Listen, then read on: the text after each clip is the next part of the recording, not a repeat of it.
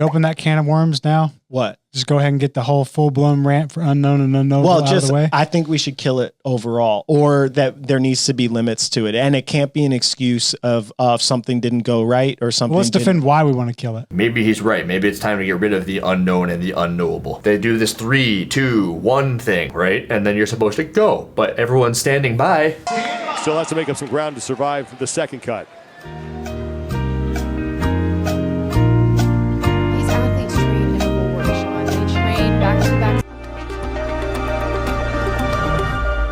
Yo, this time last year to the minute, second, day, hour, there was this video put out by this gigantic YouTube account. He does it every single year, and his name is Infinite Elge Intensity. I just call him Elge. And Elge puts up this video where he talks about the mishaps at the CrossFit Games, and he's got this following where everybody just hates on CrossFit. I mean, he started with the kipping pull-ups. I think the Chris Spieler video where it just says 0, 0, 0 was a big hit of his. 0. Grand total of 0. Well, they got the time right. That is 136. He touches on a bunch of other things, but you got no idea what he looks like. He just has this voice, and if you ask me, he actually follows the sport kind of close. He knows more than he lets on. I think that he does see the good in CrossFit, but of course, people want to hear him talk crap, and we're going to be responding to the way that he had talked crap. And I thought this would be a unique opportunity for me to talk about why everyone thinks the CrossFit Games went so swimmingly this year. Well, this time last year, there were no behind the scenes. There was no people who were invited to go in. I would just kind of wander around on my own accord. But this year, there were some things that were put into place and everyone had to be on their best behavior, and I'm gonna tie it up to like a birthday party or a housewarming party. I can't stand these look at how much I own parties. They're obnoxious. And I love movies, and if you've seen the movie Hall Pass, I think that this is a perfect example where there are everybody walking around with the owners of the house and, hey, look at this. See the Prius? We're going green. Can see that. Look at this. This is a safe room, and in this safe room, Kurt Schilling's been here. Room's completely soundproof. And bulletproof. Also, Kurt Schilling's been in here. Because I know him. Now there's a giant group of people and they're all in this safe room. And then the two husbands, it's Owen Wilson and that other guy, they're walking around and they start talking crap about the owners of the house. In the rumpus. Right inside, yes. And there's room in there with the stick in there already.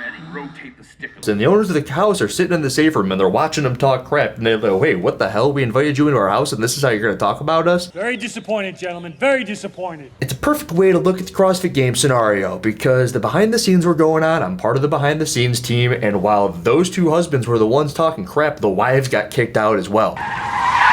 You thought that was funny. I was embarrassed for Fred. I wasn't about to become Owen Wilson in that situation, talking crap and getting the wife kicked out. It's not just like they're gonna stay at the housewarming party, it's gonna be super duper awkward and they have to go with the husband. So everybody was on their best behavior, nobody was making any comments about wide mouth anythings, but Elge Intensity has no connects. He wasn't there from what I can tell, and he is just doing the thing that he does every year, and we're gonna talk about whether or not he was on or off. And we're gonna start with this freaking thing where he has the circus music. Let's go. Step right up here for the greatest show on earth, the Washed Up Loser Olympics 2023. Just when you thought CrossFitters couldn't look any smaller, this is actually the first stream of the games. 7 hours later, some intern moved the camera to another terrible spot and almost left a fingerprint on the lens. All that means is that no matter how long you monitor people doing CrossFit, you'll never notice any improvement. Right at the end there, he does that thing where he always talks about how if you do CrossFit, you're never going to get better at anything. And that is one of those things where I don't think he actually believes that. I think it's just one of the things where if he has somebody watching his channel, they're going to think, haha, that's funny, CrossFit, you never get better. But you're so dumb when you say that sort of stuff. But the reason that I like doing this recap video about his video is that while I was at the CrossFit Games, I didn't get to watch the broadcast or the stream or anything. So it's unique that this guy watches the stream and picks up on this stuff. I've spoken on this before. I think that the best thing that the CrossFit Games team could have done is said, hey, this is how we're going to be streaming, and not just say, oh, you're at the CrossFit Games and this is what it looks like. That was a giant mess up on their part. Giving this guy freaking fuel for the fire. Live from Ant Farmer's Field, I'm Asian reporter and returning champion Elge Intensity, aka Trappenheimer, destroyer of CrossFit. And they're off. Games events are called tests now, which is on brand because each of CrossFit's other tests is also a joke that proves nothing when you pass it. I wonder if he's done that test. I wonder if he's taken the level 1, because if he's done that, maybe he can prove that he's done that he could speak from his experiences. However, I gotta give him a bonus point here. He's hating on the word test because every single time they say test, it makes me want to rip my freaking hair out. I hate the word tests. I know a lot of people hate the word test. I know why they did it. We've actually had clarification on that. It's because it is an event itself. They don't want the the workouts called events along with the overarching event. So they're calling them tests, and you compare the tests to the event in which they are held under. But still, I really want to know whose idea that was, because it's just so odd. And they're called names anyway. Ski bag, it's a test, but it's also an event. Ski bag is not an event. Whatever. This guy gets another bonus point for that one. This is just how triathletes approach the bike racks when they switch from the ride to the run. A better test would be a course that isn't so flat. 100% agreed. This 40-minute bike ride is just setting everybody up for failure. And actually, this is something that I had thought. I was talking to one of the athletes on the teams, and when I was talking to them, they were talking about how they ride their bikes to work every day. And it got me thinking. There was the softball throw however many years ago. And the softball throw had a lot of athletes looking really dumb. And you could just say that, hey, if you grew up playing the sport like baseball, you have a huge advantage over everybody else, and that isn't fair, especially considering it's an Americanized sport. But how about bike riding? Because it's on the spectrum of things like swimming. Remember, everybody at some point in their life had to figure out how to ride a freaking bike. It is a machine. It is a machine that isn't the most functional of machines. I understand all the running. All the running makes sense because everybody can do it. It's how you go faster as a human being. And sure, swimming is the same way, but as soon as you have this thing and it's got a balancing component to it, and the more time you've spent on a bike, it's the reason that people like Yonakoski and Ricky Garrard are so good at it, is because they were in sports where there was a lot of biking. Travis Mayer was a motocross dude. And do you ever think that there's a possibility that people who are falling over time and time again and getting hurt on the bikes is possibly because they just didn't have an upbringing where they had all of this bike riding similar to maybe the European people, such as the one that I talked to on the teams? It's a sliding scale, it's a spectrum, and it's nowhere near the softball side of the spectrum, but it is on the side where it's like, this is just something that shouldn't be included every single year, but yet it is. And if it were to be included, you'd think that it could just be shorter or hillier or harder and not just long and running. This event was supposed to make them look like beasts, then it succeeded, because they just grazed on the grass like free-range cows. After that crash, Carrie was dead meat on the field like carrion. Her only chance to come back was to go full throttle, and I don't mean speeding up. They'll both benefit from that when it comes to drafting. This is nothing like the Tour de France. This is the kiddie version of a real bike race, just like a carousel's the kiddie version of a real horse race, and you can find both at a circus. They're also moving way too slowly for drafting to come into play. But the game's commentators bring it up every time there's a bike race because of the drafts between their ears. Drafts between their ears, it's funny, I get it, I know why you said it, because I have to agree, like, drafting on a bike race like this, it can't really be a thing. I can understand riding around with a pack of people. Perhaps you're somebody who's going to win a bike race and just kind of stay with the person right next to you. It's not drafting, it's pacing. If they were going 20, 30 miles an hour, then drafting can really have some sort of an effect, but they are not going quick, and drafting is definitely not a thing when you're just jogging next to it on that little loop-de-loop that they had to do. Someone's going to try to mess me up on this, I get it, but you're going to have to do a whole lot to prove me otherwise that you're going to be drafting at 3 miles an hour on a bike in this grass. When CrossFitters are riding in a group, they aren't at the mercy of the rider in the front so much as the klutzes around them. Case in point. Medeiros, he's looking a little gassed. If you just saw his body language gasping for air, we're just past the halfway point here. That might be because he crashed twice.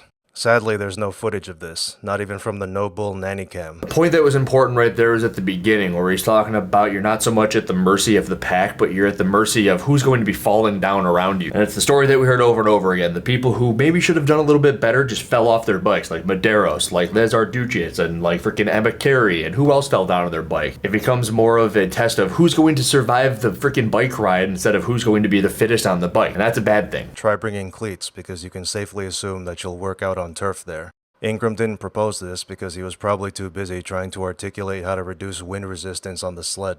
Maybe the real draft was the rule book we got along the way. This dude freaking hates Chase Ingram. He really, truly, down to the pits of his soul, hates Chase Ingram. And all I can say to that comment is imagine having somebody with a lesser amount of knowledge on the sport talking about this. What in the hell would they have to say? But that was a pretty cool thing that he pulled up from the rule book and having shoes. But I wonder why no one had turf shoes on, especially Luke Parker, if you saw that video I put up the other day where he's just slipping and sliding everywhere. But the fact that she was allowed to cross the finish line without both shoes on makes the rule book a fairy tale. If you ask me, they were on. They may have not been on all the way, but they were on. They don't define what on is, like the back of the shoe. It could have been Crocs. You know, on Crocs, they get that little safety slipper for when you go warp speed. What if you have the safety slipper off? That's essentially the way that she crossed the finish line. In my book, that's cool. Some of you might have been wondering why this event would be named after an animal that's not even good at moving heavy weights.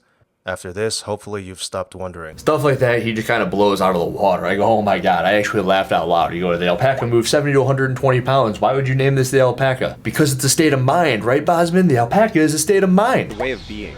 The alpaca is a state of mind. Elge doesn't know about the state of mind. Elge is sitting over in wherever. He said Asian reporter. That's his name. Somewhere in Asia, and he's watching this, and he doesn't have a pet alpaca.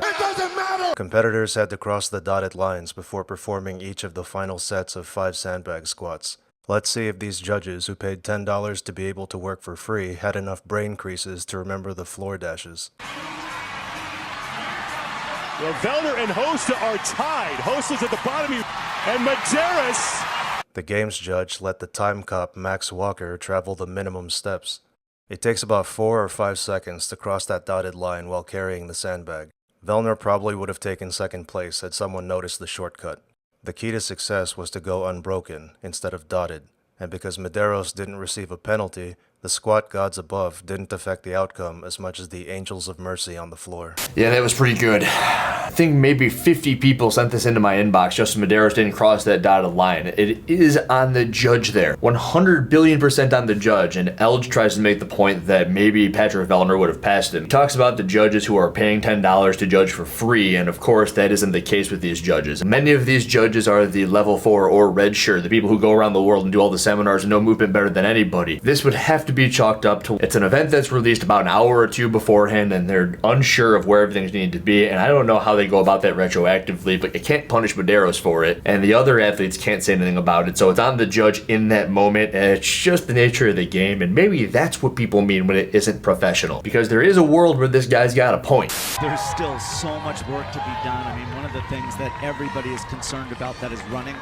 is the neurological damage from this event, knowing they have to go into an Olympic total tonight. The only neurological damage anyone will sustain from this event will be from the games commentators. Chris Hinshaw is good at times. Chris Hinshaw is just talking to talk right here, and I guess that's the name of the game of commentating, but it gets much worse right here. Chris Hinshaw used to be way up here in my head, and now at the moment he's somewhere down there with Mr. David Hippensteel. They've got an opportunity for about the first 10-12 seconds with that phosphagen energy system to really go out and get that open air.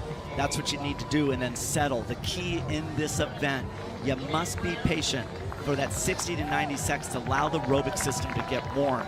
That's not a pacing strategy.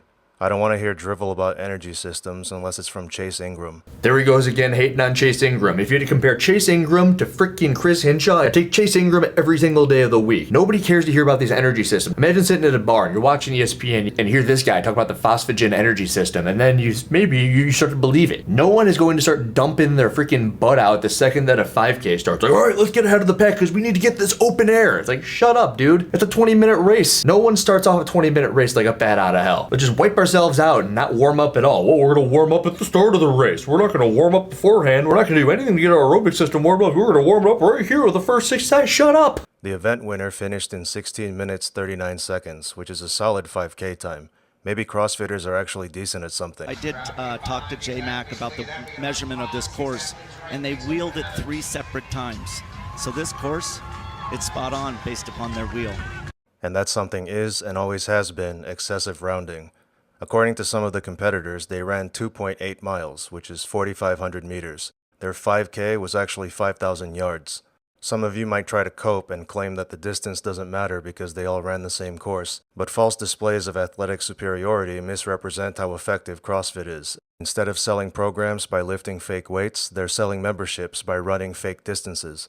CrossFit captured the age and adaptive events with a security camera just to get caught in 4K for lying about a 5K. He murdered that bit. That was so good. And I'm looking at that and I go, I really wonder if this dude follows me on Instagram. And he pulled all of that stuff off of the post where I was talking about Chris Hinshaw and this exact bit where he's talking about them rolling the 5K 3 separate times. And then he also has the yards to meters. He has BKG, and he also, I think it was Amanda Barnhart who had measured the thing at 2.8 or 4,500 meters. All of that stuff is stuff that I had posted in the midst of the CrossFit Games. But that little bit at the end where it's like, yeah, they sold out the freaking masters and the age group people so that they could get caught in 4K and not even doing an entire 5K. And he also has the part there that he murdered, which was, you're going to cope with this thing by saying that everyone did the same distance anyway. It's not about that. It was a global 5K. This is how I know that he's not somebody who's as invested as I am into this stuff, because the big thing he's missing here is that global 5K component. Everybody, which I think they had 1,000 people run this exact course, put their scores in, and everyone's got a false 5K right there. And I compared it to Murph at some point. If everyone did a Murph workout where they only did 50 pull-ups instead of 100 to start, everyone would say that doesn't count.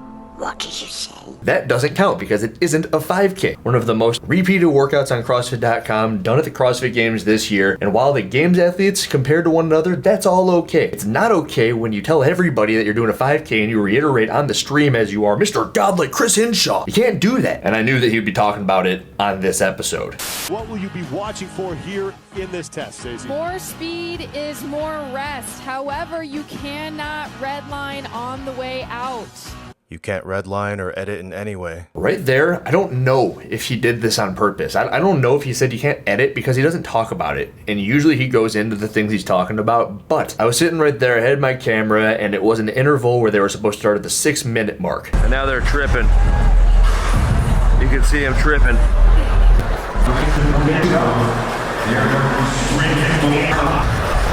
He's just staring at his watch. Oh, they shut the timers off. What the hell?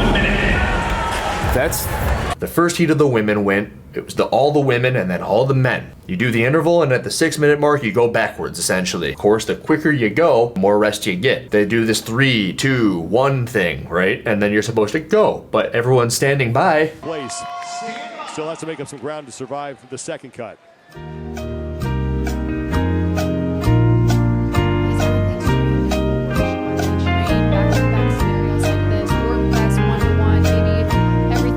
You're going again. They're trained for this. They're ready for this.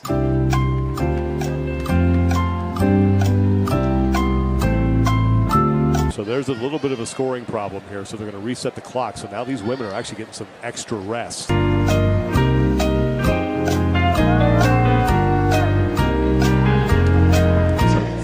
of the athletes may have tripped the timer inadvertently. So everyone on the floor right now needs to thank that athlete for buying them some extra rest. Isn't that the truth? Amen.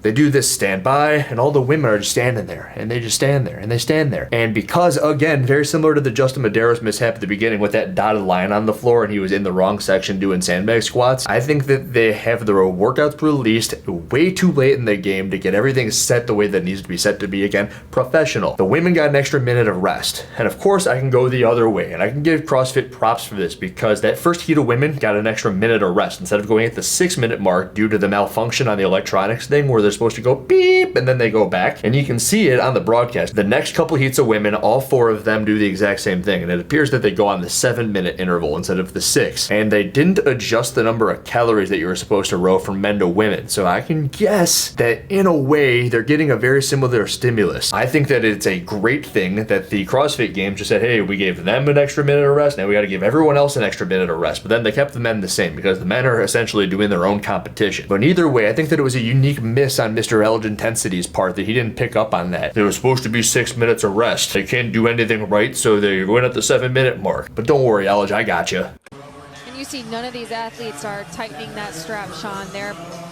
scooting right in and getting right to work. The damper setting is set to a 5. Yeah, that's pretty stupid because right before the event, they're all running out. They show it on the camera that they're going out and they're fixing their straps and they're playing with the dampers. They're setting everything up the way that they want. And this stupid freaking commentator this is where, oh my God, I understand what he does when he hears the things that maybe he doesn't like from Chase and the things that I definitely don't like from Hinshaw. And right here, this chick, is it Stacey Tovar? Is this what people are talking about, Stacey Tovar, and how she was a terrible commentator? All the rowers are set to the same thing, and then they show them right before the event changing everything. Every single heat of female and male athletes are going out, they're changing the freaking foot straps and the damper. It makes you look really freaking stupid when you say that sort of stuff. He didn't miscount. You can see for yourself that he did 21 jump overs. If he only did 20, then he would have landed on the same side as he started. The judge also didn't no-rep him until the end, even though she closed her hand to signal that he did all the reps. Part of information that I had there that he didn't have there is that Roman's secondary coach was no longer at the event. Some sort of miscommunication. While we're talking about miscommunication, the dude doesn't speak English, so all he's looking for is that hand from the judge saying you're done. And the best point that he brings up is that he was on the right side of the box to be complete, so even if he did an extra box jump over, he would probably have to do another one, which she didn't make him do. I talked about Justin Medeiros being in the wrong box on those squats. And if that happened to have some sort of an effect, and maybe Patrick Vellner loses 3 or 4 points right there due to his placing on the leaderboard in that event, or maybe picking points up, but shifting points anywhere with Patrick Vellner, I think it was my biggest disappointments of the CrossFit Games, where Roman gets all messed up right there, and he essentially loses 40 or 50 points on that event because he should have done rather well. He was winning at various points, but the judge just keeps on messing with him. The judge says, don't go there, don't go here, do an extra box jump over. And while he couldn't complete the final 2 events of the weekend, because what Elge is about to talk about, he very well could have finished second over Patrick Vellner. He had no chance to win with that foot injury, but he could have finished second. Krennikov ended up breaking his left foot after landing on a sandbag. The recipe for success mentioned this classic scene, which, like this event, showed a king who couldn't keep up on foot after going through a wooden obstacle. To his credit, Krennikov continued to compete after his injury when he could have easily withdrawn.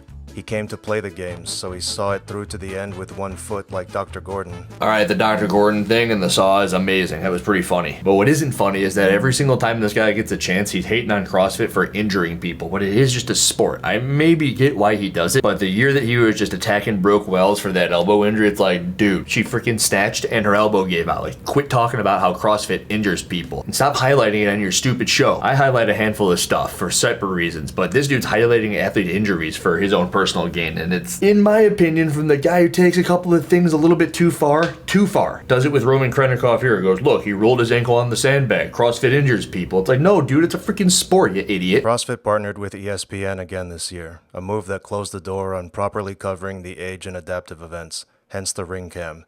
Instead, ESPN had the exclusive right to stream the last event of each day. Anyone in the US who wanted to watch it live had to pay for ESPN Plus or use a VPN to watch it with international viewers. It was harder to watch the games live this year, from the platform switching to the buggy app, yet the coverage was just as bad if not worse than last year's. This partnership with ESPN makes sense though, because overpaying for a service and getting subpar results is what doing CrossFit is all about. That was a pretty long monologue for him just to say that little bit about how CrossFit is a program that you pay too much for very little results, but he does have a point with the ESPN thing. Everyone is talking about how it's going to be awesome to be broadcast on ESPN, but it actually made it harder for a handful of people to watch this at home. ESPN sounds all well and good. It's going to be something that gets a handful of eyes on the sport where they wouldn't be there if it was just broadcast on YouTube. But what it continues to do is it continues to beat up the people who are already invested into the sport. Every single year you go to watch it on YouTube, and you're watching it on YouTube, and then it goes, oh, you need to download the ESPN app, and then you got to figure out how to do that, and then you talk about VPNs across the freaking oceans, and you have no idea how to do this stuff, and you miss the event entirely. If we're going to be completely honest about the entire thing, I think that the CrossFit Games did pretty freaking well this year. Even if it wasn't the situation what I was talking about, as if it were a birthday party or a housewarming party, and we're walking around and we're saying whatever we want, while the 2 people are in their safe house, listen to us talk about whatever we want to talk about, causing a ruckus, wide mouth this and small mouth that. Things went rather smooth this year, but just like everywhere, something went wrong, and that's gonna happen when you start to do the unknown and unknowable thing. And I think that Max Alhaj of Training Think Tank had a pretty interesting take on that. Open that can of worms now. What? Just go ahead and get the whole full-blown rant for unknown and unknowable out of the way. I think we should kill it overall, or that there needs to be limits to it, and it can't be an excuse of something didn't go right or something. Let's defend why we want to kill it. Maybe he's right. Maybe it's time to get rid of the unknown and the unknowable. I'm not saying make it the same thing every year. Maybe you just release the workouts a month beforehand. Perhaps it's time. What do you think? Andrew Hiller, out.